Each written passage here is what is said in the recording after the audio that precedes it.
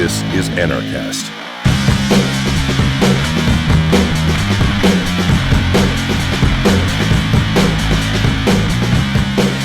Hello party people, welcome to another edition of Anarchast, your home for anarchy on the internet. I'm in New York City. I'm here with Jordan Page. He's a libertarian rocker. He's very well known. I'm sure most of you know him.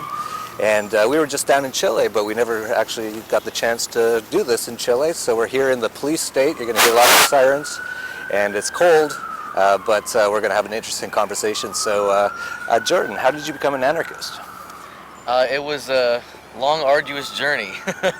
I started out as a completely uninformed, illiterate, politically illiterate sheeple, I guess you'd call it. I had a kind of a burning bush experience where I wrote this song on December the 1st, 2006 at 3 o'clock in the morning, and it just I just channeled it, just poured out of me after a dream I had about George Bush blowing the world up. And you know, I knew I didn't like him, I knew I didn't like the wars, but I didn't have any vocabulary to articulate that, and just felt kind of lost in the political spectrum, so I never engaged in it. And I wrote this song that became the song Pendulum, and that song sort of catapulted me into the liberty movement because people started, I recorded it and XM radio picked it up and they started playing it worldwide, and then I started getting letters from everywhere, countries all over the world, and especially here at home. And the liberty movement really found me. The first political event that I performed at was the Revolution March in DC in July of '08, which was Ron Paul's last campaign event, and it was my very first political event. And that was the first time I met him and opened for him. And it was, to me, it was kind of like passing the torch because they were going to get a 4-year gap. But I kept the torch burning, you know, and I was really into the Constitution and really into the Founding Fathers and reading all these documents that really were just like the thoughts of the people who were trying to construct this free society, this you know, more or less utopian society with this constitutional republic. And I thought this was a great idea, and it made a lot of sense to me at the time.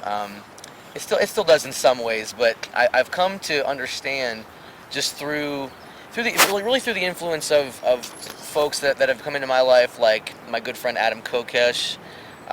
You know, I've been friends with him for many years. Ernest Hancock of Freedom's Phoenix. I know him as well. Pete Ayers. Like there was a lot. John Bush down in Texas. I mean, that's another past Anarchast guest. Adam Kokesh, John Bush. These guys, you know, have all become very close friends of mine, and have helped me to kind of narrow the field of vision and see what's actually important. It's like, for me, it's like, you know, religion's the same way. It's like, I mean, politics, religion, these are control systems, but at the very core, there's a core truth, and that's all that really matters.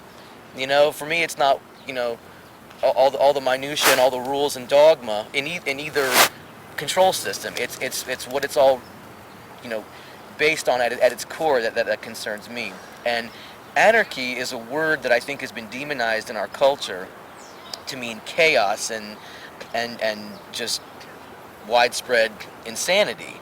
And I believed that once, until I actually did some research and really let the word, you know, kind of germinate in my mind. And the idea of not having rulers. Well, in order to embrace that concept, I think you have to equally embrace the concept that you have rulers. You don't have representatives. You have rulers. In our society, this is, as Stefan Molyneux says, this is a farm. And once you realize that you're livestock on a farm, that's when things change. You become self-aware of the system. You know, like none are more hopelessly enslaved than those who falsely believe that they're free. Well, that's the genius of the New World Order. That's the genius of the shadow government and these control systems that govern our lives. That they never teach us that we have rights in the first place. We all go to these indoctrination camps, and you know, I'm a product of that. You know, I grew up in the public school system, and you know, my parents never really questioned these things. They're questioning them now because I'm questioning them, and I'm very loud and obnoxious about it. Yeah, totally. I was just thinking about you, and are most of your songs are generally about freedom nowadays? Well, more or less. I mean, it's not all, you know, Mel Gibson freedom. You know, it's And it's not God Bless America music. You know, I don't believe in that. I think that I'm with Ron Paul in his farewell speech when he said, you know, the Constitution has failed, but it failed because we're an immoral people, and it's not going to something like that could never work with an immoral people. And but what's more important to me is that the philosophy of anarchy also requires a very strong like sense of responsibility and morality, because it doesn't work otherwise. Right. You know, if you don't practice self-responsibility, self-ownership, and the non-aggression principle, then how is it going to work? And I think that we're getting the human race to a volunteer society is going to be a generational process, just like it's been a generational process turning this country into a democratic dictatorship. You know, it's really just a fascist dictatorship without the ovens yet. Yet, yeah. You know, They're coming. so what I'm concerned with is teaching people what this is all really about, because at its core, it's common sense. You know, and for me, you know, I come to the table as a Christian. I'm not like a church guy. I don't go to church. I don't do that kind of stuff. That's not who I am. But I have a very strong relationship with God, and I walk that path in my own life. And to me, there's no political ethos that is more in line with anarchy than Christianity. And I don't mean Christianity. I mean with the teachings of Yeshua. Right. You know, I mean, like, love thy neighbor as thyself at its heart is the non-aggression principle. You know, and that was one of his only 2 commandments. He only told his disciples to do 2 things: love God and love each other. And, you know, the one Bible verse I'll quote to you is 2 Corinthians 3:17. It says, where the Spirit of God is, there is liberty. And so that's like my mantra. You know, I walk through the world, and I'm trying to exist in the Spirit of God, so I'm always free wherever I am. You know what I mean? And you can be free in prison. You can be free on the moon. You could have this idea of, like, if America was supposed to be this free society, you can have America anywhere, if you believe it. Yeah. You know, and I'm really trying to create the kind of world that I want my children to grow up in, because I've got lots of little kids, and I don't want to look at them in 20 years from now and tell them I did nothing, I was silent. Whatever that costs me, it costs me. But I do it for them. You know, I can take a lot. You know, I could take a beating, but I don't want them to have to deal with that. You know, I would like for them to be able to just, you know, use their lives to expand their minds and make the world better, not have to be fighting, you know, the machines of war and tyranny and police state here. You know, and I mean, I could go down a long laundry list of things that I'm fighting against and for, but the main thing I'm fighting for is my children's future. And that's why the philosophy of anarchy, I think, is the best way to go, because once people understand what it is, like, I could sit down here with you, and if you didn't know anything about it, we could talk about this subject, and I could explain to you what it is, and I could ask you questions, and self-evident questions, like the answer just is in the question. And then once you get that, then, you know, I changed a kid's mind the other night, I think, at one of my concerts, and he was you know, he's a young guy who works with the Defense Department, you know, and we had a long conversation about this, and I just tried to help him see what he's a part of, you know, and that it's not just a paycheck. There's a human suffering toll on the other end. These are the machinations of the state. These are the, you know, like there's a real measurable, really immeasurable amount of suffering that comes along with the modern state. And ultimately, I'd like to see us just make it irrelevant. Yeah, I agree totally, because I don't think we're going to win this through violence, because the whole core of anarchy is nonviolence and non-aggression. Exactly. And the moment that we do something aggressive and violent, we really have lost the war. Yeah, absolutely. And Jesus actually was a perfect example of that. He did not commit violence or aggression against others, and even when people aggressed against him, he didn't even really do too much. Except the bankers. He hated the bankers. Oh, okay. Yeah. No, Jesus sounds like a great guy. It's just Yeah. too bad that the church and all those religions have just twisted it completely. Sure. Like if you ask your average Christian, do you think Jesus was an anarchist? They'd be like, no. And then they go to their churches and they're like, oh, Jesus says don't touch yourself. And Yeah. and you go to some of these churches in the U.S. and they actually have all these military and American flags and stuff. And Jesus is about war. It's like it's amazing how these things get just so twisted. Well, there's a lot of false prophets out there, and there's a lot of people that just they don't do their own thinking for themselves. That's a big problem I have with religion, is that it doesn't inspire critical thinking. It inspires membership retention. You create a control system where there's there's a consequence for not complying with these rules, and the only people that get to have the rewards are the ones who we say do. And Right. my friend Jesus doesn't work that way. That's not what it's about. It's not what it's about at all. No. And I'm just that's another part of what I consider my life's work and my mission, is just kind of sharing that message too, and that love, and just doing it through example, not beating people over the head. No, I mean, he never told anybody he never told people to go beat people over the head. He said, wipe the dust off your feet and move on. Nobody wants to listen to you? That's cool. No worries. Move on. And not everyone's going to hear this message, but the liberty message is contagious. It really is. And as soon as people start to come face to face with the state, when they're getting their kids taken away or they're being prosecuted for victimless crimes, there's a whole laundry list of things. They start to question, and that's when people like you and I come in and give them some direction for that thought process to take place. For me, it was the song that I told you about. I had written this song and I was scared of it. Really, I mean, I was sure that if I played it, people were going to boo me off the stage. But I had 2 weeks after I wrote it, I had a show, and it was like a sold-out show, like 350 people in this venue in Annapolis. And I finally got the balls to sing it. I was, I didn't want to, but I knew I had to. And I sang it, and it was like I couldn't tell how people felt. And at the end of it, the entire room stood up and cheered. This is end of 2006. Remember where we were then, And I realized, I had written this song without any understanding of what it meant. It's like it was given to me as a gift. And then I shared it, and people went nuts. And so I said, okay, message received. I'm supposed to go learn what this is about. And I spent the next year and a half with a tinfoil hat on, up till 4 a.m. every night on the internet, and reading books and watching documentaries and listening to speeches. And that's how I inevitably found Ron Paul. It was like a year and a half after that happened that I found Ron Paul, and I was like, wow, there's this guy who's saying all the things that I think. This is great. I can't believe this is actually real. And I got involved in it and saw the process, and it was an amazing experience, and I'm just, continuing to fight. But I'm not fighting for the same things. I'm not waving the same flags. I'm not waving any flag anymore.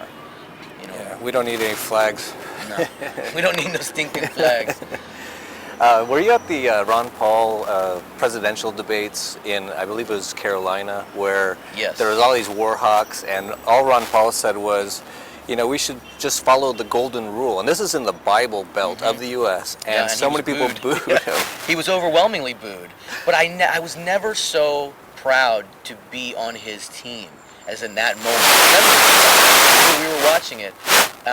It was in South Carolina, and I opened for him that night. After that debate, he came over to the event that I was at to speak, and that was the first time I played the campaign song that I wrote for him. And I'd met him a bunch of times before that, but he was listening to the song and he really, really liked it. And it just meant so much to him and to everyone in that moment. And we were all pretty emotional about how it had all gone that night. And I was just, that was a great moment for me. Just because I kind of revered this man as like the 21st century's Thomas Jefferson, and he was standing up there, talking common sense and spreading a message that I agreed with, that I understood. Yeah, the golden rule. I mean, if we were a Christian country, then there wouldn't have been this cry for blood after 9/11. There would have been, some contemplation as a nation. There would have been some talk of forgiveness, or understanding. I'll never forgive Cheney for what he did, though. Oh, I understand. I understand. I have a shirt that says "Arrest Cheney first."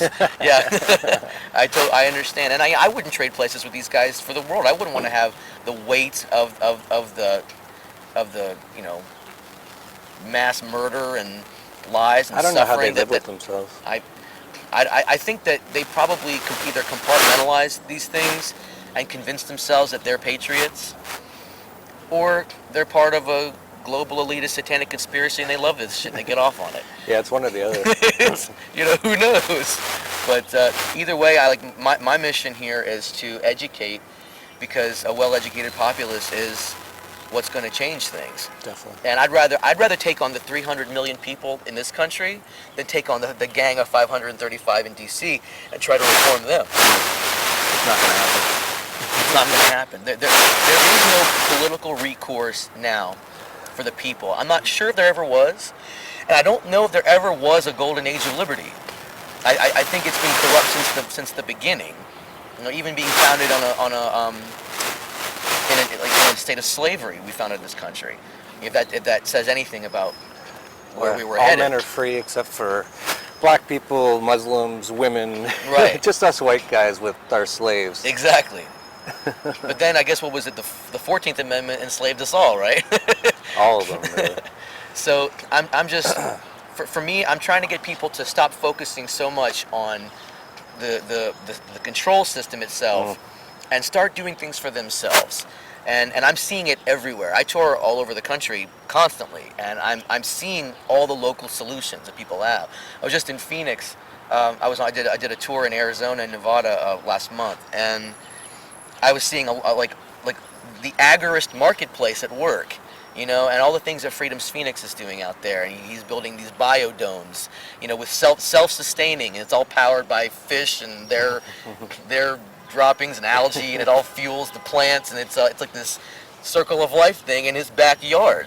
And I just think that's incredible. There's a lady who's an industrial hemp importer that I work with, and she's trying to start this all hemp-based restaurant chain, and people are starting to see the benefits of precious metals. They're really starting to get not just for monetary use, but for health, and it's, people are starting to see the dangers of GMOs. Like, they're really starting to get it, and the marches against Monsanto really inspire me. That non-political people are getting involved in these kind of things, and these are ways that we can bring people into the liberty movement.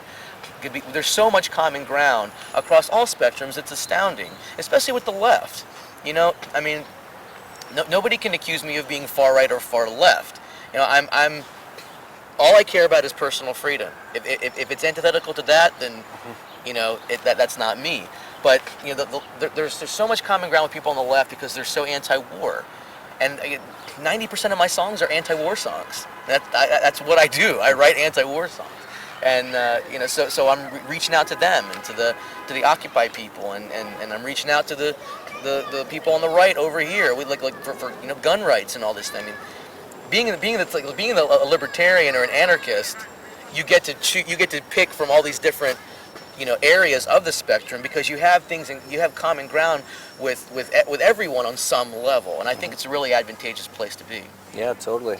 I was thinking about, and you brought up Christianity. I was thinking, man, Christian music sucks. Yeah.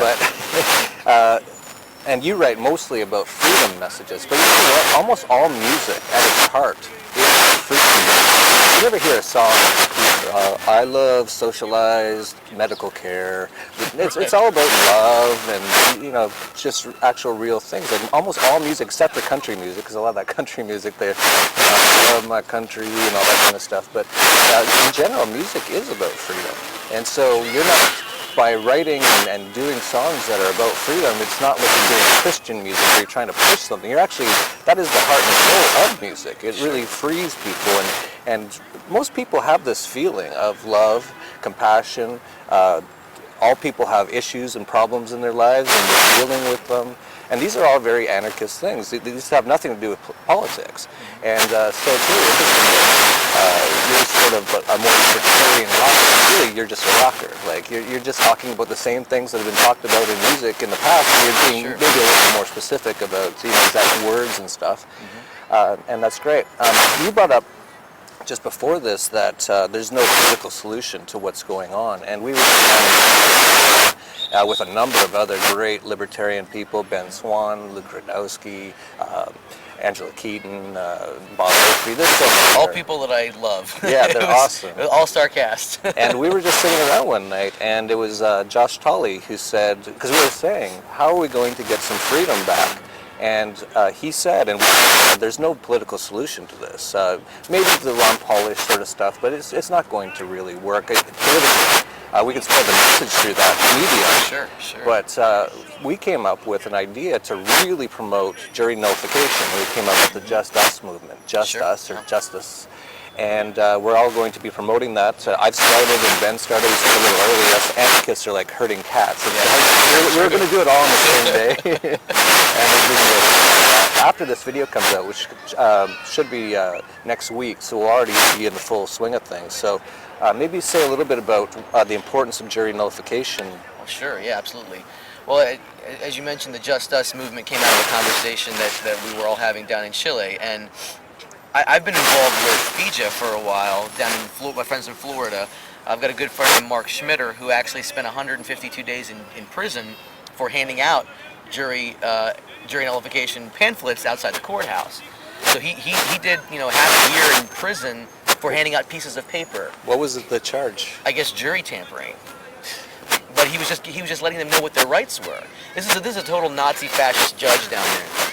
But FIJA has been around for a while, and I think it's like what this coalition that we're coming up with is meant to just kind of really draw more attention to this issue, because jury nullification is really the only vote that you have. The Supreme Court ruled, I can't remember what year, it ruled that the jurors have the right and the responsibility not just to hear the case, but to interpret the law itself, whether it's just or not. And that's a tremendous power. Anything that our reptilian overlords hand down to us from on high, we can nullify. We can nullify in the courtroom, not just at the state legislature. I mean, the states are nullifying bad laws all the time. But we, the citizens, that's where just us. We're the ones that are just us. We're the ones that can actually take control of this. But the people have to know they have the rights. Jury duty is something that I myself have been guilty of in the past before I was informed, that I just avoided at all costs. I resented it, if you really want my honest opinion. I resented it because I was very anti-government, and I felt like this was just an infringement of my time, of my rights, of my industry, because it was taking me away from my work, my family, and I was going to jury duty every day for a week. But if I had understood the opportunity that's there, I would have looked at it a whole different way. Now I encourage people, like, if you get your jury duty notice, embrace it, go for it, grab it with both hands, and take the opportunity to really interpret the law. If there's no victim in a case, then there's no crime, because the state is not real. It's a great fiction. It doesn't exist. It only exists in our minds as an abstract concept. It's made of human beings. It's just a control system. It is not possible to commit a crime against no one. So, I mean, there's probably over 1 million people in the American prison system right now for victimless minor drug offenses, and they're in cells with murderers and rapists. What sense does that make? Well, it makes a lot of sense if you're the pharmaceutical industrial complex. It makes a lot of sense if you're in the prison industrial complex. Makes sense if you're a prosecutor. It makes sense if you're a judge. And of course, when you're charged with a non-crime, a victimless crime, you're being charged as doing something the government says is bad. And then who's actually prosecuting you? A person who works for the government. Who's judging you? If there's no jury, a lot of the time there isn't a jury, right? And it's a guy who works for the government. It's an insane system. And one thing that I've really caught on to is this whole idea, and you hear it a lot, you're going to be judged by a jury of your peers. That's been really, really thrown aside. A jury of your peers should really be people in your community, preferably even in your own neighborhood. And what they've done is they've said, oh, the people who have no idea, preferably from like a whole different lifestyle. They don't know. That's not what they actually intended in the beginning. They actually intended that a jury of your peers, which would be people like just from your neighborhood. And that actually is not a bad system, because if you know that there's a possibility if you do something wrong that you're going to be judged by the people who live literally in your area, you will be much nicer to those people in general, because you know, much less likely to commit certain crimes. Yeah. well, not only that, but you'll be more friendly, because hey, maybe one day I'll screw up, I'll get drunk, and I'll punch somebody, and you know, you want to make sure that all the people around you think nicely of you, and they know you're a decent person, and if you do kind of screw up, maybe they'll be nicer with you, and that sort of thing. And that's where the value of character witnesses comes in. Right. You know, it's like if we were doing what you said, that the jury would already know. You know. Yeah, they'd already know. There'd be no need for that. So yeah, this whole system's screwed up, but that is the only way that we've been able to think of that we can change this system. We can't change it through politics. You can try, but it never happens. You can change it a little bit, but really that's the power's in the people, and they keep that information away from people, and that's why that guy got arrested, because he was just telling people, hey, you actually not only have to judge the case, you can actually judge the validity of the law, and they don't want you to know that. No. The judges instruct the jurors to do what they want them to do, and that in itself is antithetical to the whole process. The jury is not there to serve the judge. The jury is there to interpret the case, and to hear the facts, and to interpret the law. And I think that if we are able, as a group, as a movement, this justice movement, to disseminate this information out to the general public in a way that is non-threatening and that can't be used for other purposes, just purely educational, we're going to start seeing changes. We're going to start seeing juries letting people go for victimless crimes, and I mean that's really like, I want to see every drug offender in the United States prison system out. You know, I mean, I'm all for legalization, and I mean, as an anarchist, how could I not be? You know, I'm done with the idea in our society. I mean, I've been done with this for a while, but I'm done with this idea that everyone is afraid. It's time to stop being afraid and take control of the situation. Take control of your own life, of your own household, of your communities, of your county, of your state. You know, and ultimately, this octopus that's like strangling us all will starve to death, and it'll relinquish its grip. And we'll always remember that it was there, and hopefully not let it happen again. At least not for a few more generations. Yeah, at least till we're out of here. Yeah, we have this collective amnesia, I think people have, and as soon as the last remnants of a generation go, we all forget what they went through to get us here. And history is so important in this struggle to remember where we came from and what steps led to these atrocities that we study about in school. You know, how did they get there? Well, America not only is, you know, embracing all 10 planks of the Communist Manifesto, but it's also going through all the historical steps that every country took throughout the 20th century that went from an open society to despotism. We're doing all of those things in spades. There's countless examples of each level. And I think the reason this happens is because people forget. And so we have to educate them. That's and right. continually educate them. And a lot of it comes from the public school systems, right? They don't actually teach them the truth. They say, oh, FDR got us out of the Great Depression. Lincoln freed the slaves. Yeah, man. Lincoln freed the slaves. Total bullshit. Lincoln loved those slaves, man. Yeah.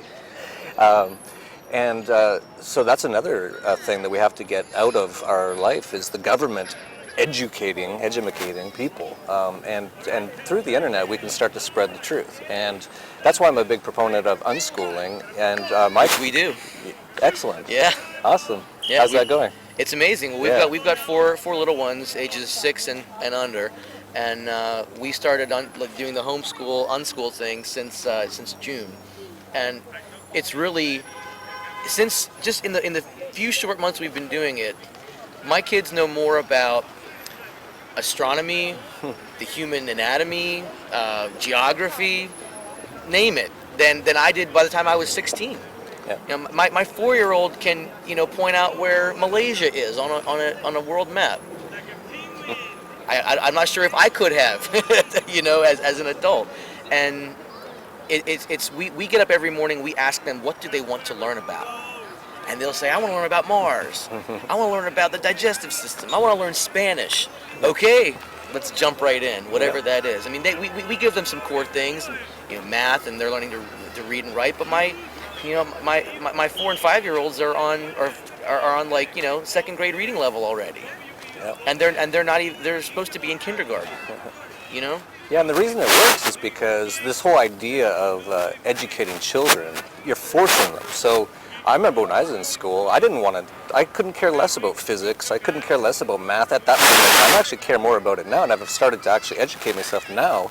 But when you sit someone down and you go, you're going to sit here for 8 hours, you're going to learn something you don't care about, it grinds them. It takes all the curiosity out of them. But kids want to learn.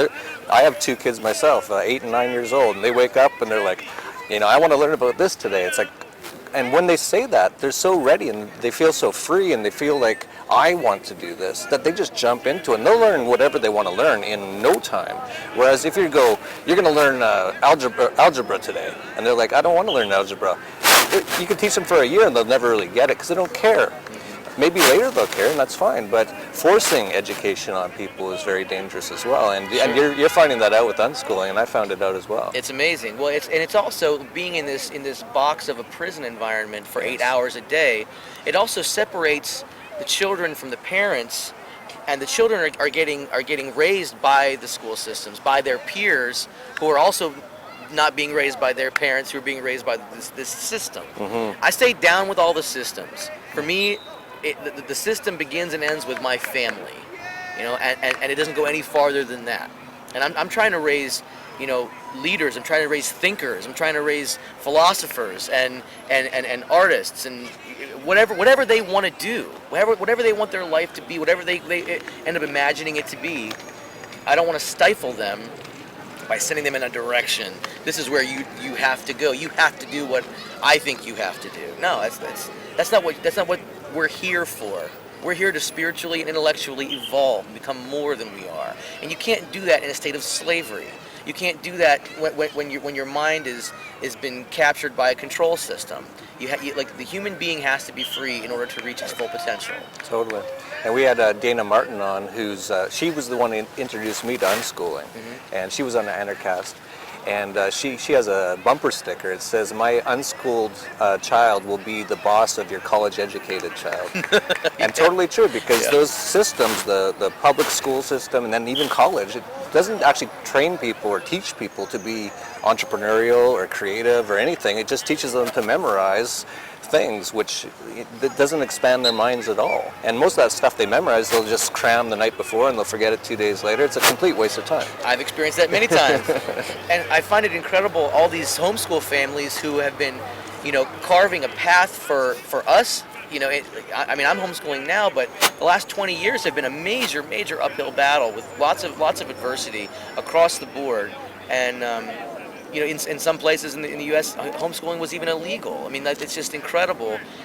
I mean, like it is in Germany right now. People are having their children taken away from them by the state because of their homeschool environment, and it's just incredible to me. But it's so easy for us now, but it wasn't always so. And I understand that. And I have an appreciation for that, and so I take it really seriously. My wife takes it really seriously, and we're in it for the long haul. Colleges are really starting to take notice of homeschool kids, because their testing scores are way higher. Their cognitive ability, their appreciation for literature and math and art, is their aptitude is greater. Just on average, if you just look at the sheer numbers. So colleges are starting to get it. Not that I think college is something that's really important anymore. I used to think it was important when I was going, but I don't think it's important anymore. I think entrepreneurship is important. Mm-hmm. I think that spirit. Like Josh, when we were in Chile, Josh Tully was talking about an 8th grade textbook he found from 1914 that the first chapter was like how to start your own business. It wasn't like, memorize these facts. It was how to fill out a payroll sheet, how how to manage your employees, like start a business. It wasn't until I guess last 2 years ago is when I really started thinking outside that box. Getting outside of the wage slave mentality, the debt slave mentality. These are horrible crimes that have been perpetrated on our culture. And that's another thing I'm trying to just break people free of. And music is a very non-threatening way to do that. It kind of it gets in you whether you know it or not. You might be tapping your foot to a song, you like it, and then after you've heard it a few times, you start listening to the words like, oh wow, interesting. So that's it's been a very valuable tool for me. But I also do a lot of speaking and writing and just general educating, man. That's awesome. From the pulpit of the microphone and the That's one of the best ways. Stage. That's one of the best ways through art, and I've said this many times on Anarchast. We have so much opportunity now with the internet and technology. A lot of people can just make their own movies. This camera that we're recording on, that's actually a movie-grade camera. You can make a real movie for $1,000, and you can start putting out these sort of messages in an art form. And those things really work. Music, so many times. Like, another brick in the wall. Hey, teachers, leave those kids alone. That's, I live in Mexico. I live all over the world, and everywhere I go, could be Thailand, could be Mexico. That song comes on, everyone just starts yelling. People understand what those words mean, and it's to them through the music. It's hearing that in other places. So keep up the great work. I know you're going to New Jersey soon for another concert tonight, so we'll let you go. Peace, love, and anarchy.